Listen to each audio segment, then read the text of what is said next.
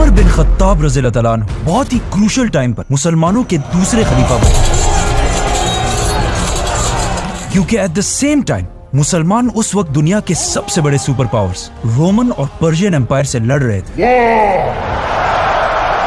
السلام علیکم دوستو، پہلے آپ یہ ویڈیو دیکھیں پھر بات کرتے ہیں، چلے دیکھتے ہیں۔ عمر بن خطاب رضی اللہ تعالیٰ عنہ بہت ہی کروشل ٹائم پر مسلمانوں کے دوسرے خلیفہ بنے،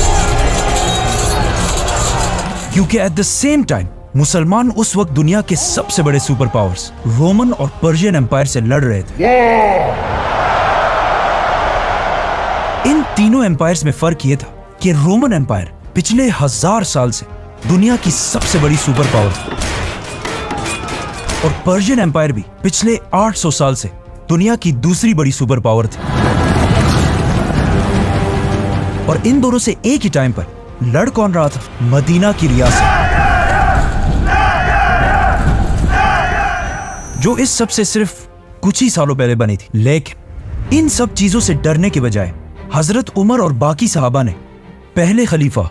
حضرت ابو بکر کو رسول اللہ صلی اللہ علیہ وسلم کے پاس دفنا دیا، جس کے بعد پہلی بار حضرت عمر مسلمانوں کے خلیفہ بنے۔ ناؤ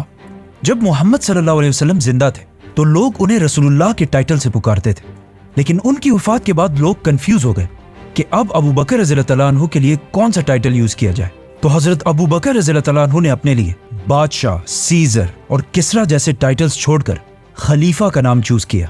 اور اب حضرت ابو بکر کے بعد حضرت عمر نے اپنے لیے امیر المومنین کا ٹائٹل چوز کیا۔ جب حضرت عمر رضی اللہ تعالیٰ عنہ خلیفہ بنے تو مسلمانوں کی ایک فوج خالد بن ولید کی لیڈرشپ میں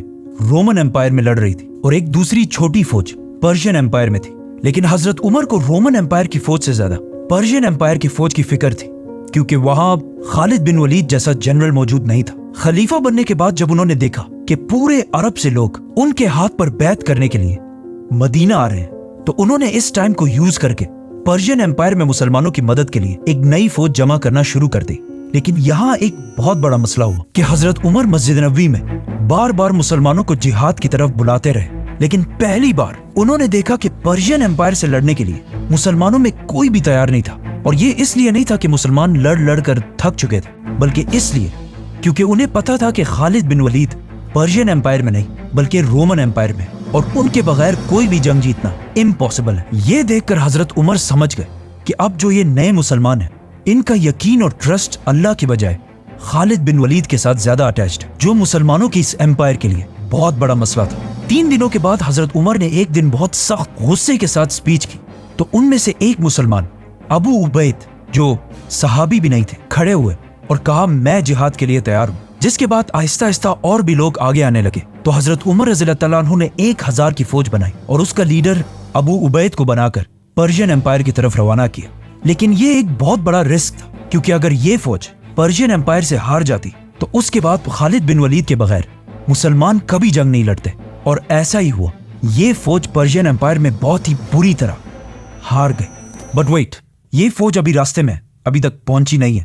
جب یہ فوج پرشین امپائر کی طرف آہستہ آہستہ جا رہی تھی تو ادھر رومن امپائر میں مسلمانوں نے خالد بن ولید کی لیڈرشپ میں اس زمانے کے شام، سیریا کی سب سے امپورٹنٹ سٹی دمشق کو ہر طرف سے گھیر چکے تھے، اور اس فوج کو کافی عرصے تک پتہ ہی نہیں تھا کہ ابو بکر رضی اللہ تعالیٰ عنہ وفات پا چکے ہیں، اور ان کے بعد مسلمانوں کا نیا خلیفہ حضرت عمر بنے ہیں۔ تو خالد بن ولید کی لیڈرشپ میں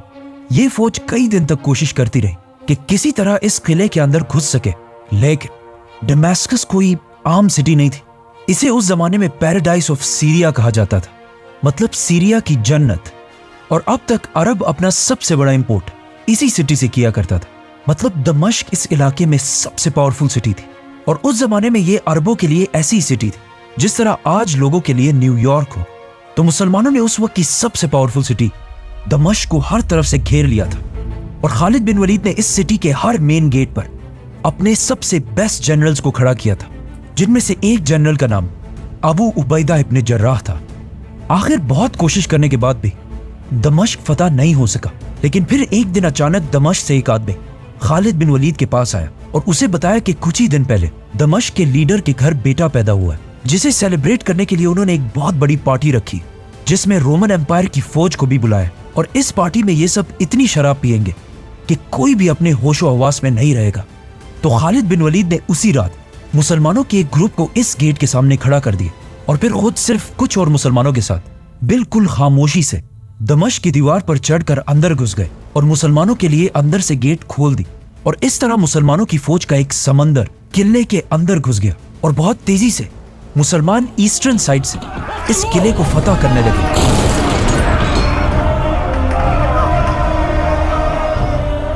लेकिन इस किले का जनरल इस सिटी के दूसरे साइड पर बैठा हुआ था, तो जब उसे पता चला कि अब उसके पास कोई ऑप्शन नहीं है और मुसलमान किले में घुस चुके हैं और कुछ ही देर में मुसलमान इस पूरे सिटी को फतह कर लेंगे, तो उसने जल्दी एक लेटर मुसलमानों के दूसरे बड़े जनरल अबू उबैदा की तरफ भेजा कि मैं इस सिटी को मुसलमानों के सामने सरेंडर कर रहा हूँ, सिर्फ एक शर्त पर कि मुसलमान कोई माल गनीमत नहीं लेंगे। अब अबू उबैदा इब्न जर्राह को इस बात का पता नहीं था कि खालिद बिन वलीद और उसके सोल्जर्स दमिश्क को फतह करने वाले हैं, तो उन्होंने उस रोमन जनरल के सरेंडर को कबूल कर लिया। अब थोड़ी देर बाद जब खालिद बिन वलीद को अबू उबैदा रज़ियल्लाहु तआला अन्हु की डिसीजन का पता चला, तो अगर वो चाहते तो अबू उबैदा के इस एग्रीमेंट को फाड़कर दमिश्क को तलवार के जोर पर भी फतह कर सकते थे और यहाँ से सारा माल गनीमत उठा सकते थे। लेकिन खालिद बिन वलीद ने अबू उबैदा के एग्रीमेंट को मानकर अपनी सारी फौज को पीछे हटने का हुक्म दिया और इस तरह दमास्कस उस जमाने की सबसे ताकतवर सिटी हजरत उमर के कंट्रोल में आई। नाउ ये सब कुछ तो यहाँ रोमन एम्पायर में हो रहा था, लेकिन इस सब से बहुत दूर पर्शियन एम्पायर की तरफ जो फौज रवाना की गई थी वो बिल्कुल पहुंचने ही वाली थी। और पहुंचने के साथ ही अबू उबैद ने देखा कि पर्शियन एम्पायर सामने से बहुत बड़ी फौज तैयार कर चुकी है। जब अबू उबैद मुसलमानों की फौज लेकर पर्शियन एम्पायर पहुंचे, अबू उबैद नॉट अबू उबैदा, ये दो डिफरेंट शख्सियात हैं। अबू उबैद और उनकी फौज ने पर्शियन एम्पायर पहुंचकर देखा कि पर्शियन बादशाह ने खालिद बिन वलीद की एब्सेंस में मुसलमानों के खिलाफ 3 बहुत बड़ी फौजें तैयार की है जो बहुत तेजी से मुसलमानों की तरफ बढ़ रही हैं। आखिर मुसलमानों और पर्शियन फौज इस ब्रिज के सामने एक दूसरे के आमने सामने हुई, तो पर्शियन जनरल ने मुसलमानों को ये ऑफर दी कि या आप ब्रिज क्रॉस करके इस तरफ आए और या हमें उस तरफ आने दे। अब यहाँ अबू उबैद से एक बहुत बड़ी गलती हुई, उन्होंने अपने मुसलमान जनरल्स की बात नहीं मानी और खुद मुसलमानों की फौज को ब्रिज क्रॉस करने का हुक्म दिया। अबू उबैद खुद सहाबी नहीं थे और इनकी एज भी बहुत कम थी। जब हजरत उमर रज़ियल्लाहु तआला अन्हु ने इन्हें मुसलमानों की फौज का जनरल बनाया, तो सहाबा ने कहा कि आप इसे नहीं बल्कि किसी सहाबी को जनरल बनाए। लेकिन अबू उबैद वो वाहिद इंसान थे जो सबसे पहले जिहाद के लिए खड़े हुए थे, इसीलिए हजरत उमर ने इन्हें एक ऐसी फौज का कमांडर बनाया जिसमें इनके अंडर बहुत सारे सहाबा कराम भी थे। आखिर मुसलमानों की फौज जो ऑलमोस्ट 9000 थी, उन्होंने ब्रिज क्रॉस कर ली और जंग शुरू हुई। रोमन एम्पायर में दमिश्क, दमास्कस और पर्शियन एम्पायर की हीरा सिटी फतह करने के बाद अब दुनिया में हर कोई मुसलमानों को एक सीरियस थ्रेट समझने लगा था। तो जब अबू उबैद ने अपने घुड़सवारों हॉर्समैन को पर्शियन एम्पायर पर हमले का हुक्म दिया, तो वो सामने पहली बार पर्शियन एम्पायर की फौज में हाथियों को देखकर बिल्कुल डर गए और आगे बढ़ने के बजाय पीछे भागने लगे। ये देखकर पर्शियन एम्पायर ने मुसलमानों पर हमला कर दिया और उनके हाथी बहुत सारे मुसलमानों को शहीद करने लगे। एक हाथी ने तो इवन अबू उबैद को उनके घोड़े से गिरा दिया और फिर उनके सीने पर पांव रख के बिल्कुल क्रश कर दिया। ये हिस्ट्री में पहली दफा था कि किसी जंग में मुसलमानों के जनरल को शहीद किया गया हो। तो जब मुसलमानों ने अपने जनरल को गिरता हुआ देखा, उनका हौसला बिल्कुल टूट गया और वो जंग के मैदान से पीछे हटने लगे। जब मुसलमान भागकर ब्रिज तक पहुंचे, तो उन्होंने देखा कि ब्रिज को किसी ने तोड़ दिया है। अब या तो इस ब्रिज को मुसलमानों की फौज में से किसी ने तोड़ा था और या इसे अबू उबैद के ऑर्डर्स पर ही तोड़ा गया था ताकि मुसलमानों के लिए जंग छोड़ना इम्पॉसिबल हो जाए। तो अब जब और कोई रास्ता भी नहीं था, तो बहुत सारे मुसलमान दरिया में कूदने लगे। ये सब देखकर मुसलमानों के दूसरे जनरल मुसन्ना ने फौज को दोबारा ऑर्गेनाइज किए और पर्शियंस पर पूरी ताकत के साथ एक आखिरी बार हमला कर दिया और पीछे खड़े मुसलमानों को ये ऑर्डर्स दिए कि जल्दी से ब्रिज को ठीक करो। आखिर मुसन्ना की बहादुरी की वजह से 3000 मुसलमान ब्रिज को क्रॉस करके इस साइड पर आए, लेकिन 9000 में से सिर्फ 3000 मुसलमान ब्रिज क्रॉस कर सके। मतलब 6000 मुसलमान इस जंग में शहीद हुए। ये पहली बार हुआ था कि मुसलमान कोई भी जंग इतनी बुरी तरह हार जाए और ये जंग हजरत उमर की खिलाफत की पहली जंग भी थी जिसमें उन्हें शिकस्त हुई। नाउ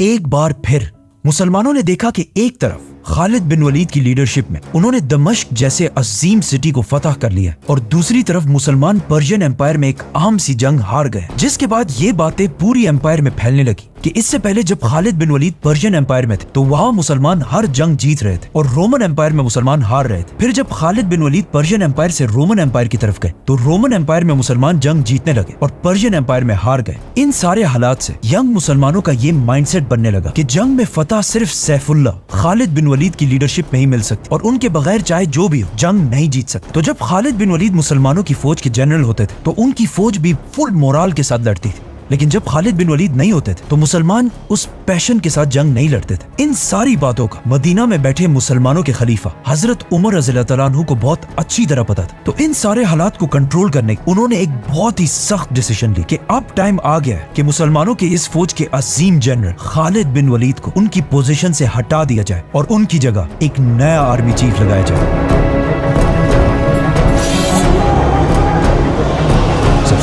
ویڈیو اگر پسند آیا لائک شیئر اور سبسکرائب ضرور کرنا.